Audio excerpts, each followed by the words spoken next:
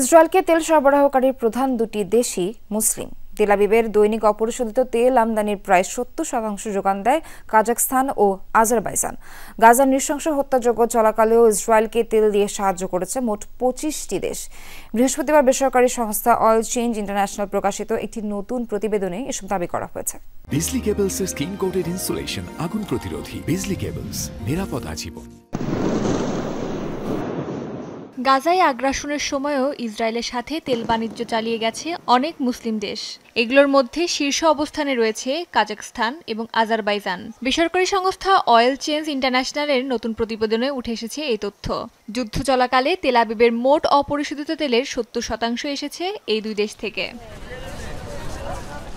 উপত্যকায় ইসরায়েলি হামলা চলাকালে মোট 25টি দেশ তেল সরবরাহ করেছে ইসরায়েলকে, এমন একটি তালিকা প্রকাশ করেছে সংস্থাটি।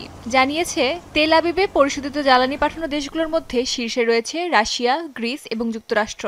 তালিকায় আছে ভারতও। তবে যুক্তরাষ্ট্রই একমাত্র দেশ হিসেবে সামরিক বিমান চালনায় ব্যবহৃত জ্বালানি JP-8 সরবরাহ করেছে। পশ্চিমা দেশগুলোর পাশাপাশি এ তালিকায় নাম রয়েছে তুরস্ক, মিশরের মতো বেশ কয়েকটি মুসলিম দেশেরও। OCI এর দাবি, ইসরায়েল যখন গাজায় গণহত্যা চালাচ্ছিল, এসব দেশ পুরোপুরি জেনে বুঝেই তেল আবিবকে জ্বালানি সরবরাহ করেছে। গণহত্যায় নিজেদের ভূমিকার স্বীকারোক্তি এবং ইসরায়েলের প্রতি জ্বালানি সরবরাহ বন্ধে রাষ্ট্রগুলোর প্রতি আহ্বান জানিয়েছে সংস্থাটি।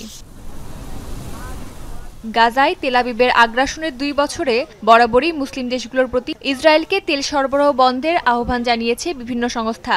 একই দাবিতে রাজপথে নেমেছে বহু দেশের মানুষ। তবে সেসব তোয়াক্কাই করেনি দেশগুলো। অস্মিতা বিশ্বাস, যমুনা নিউজ।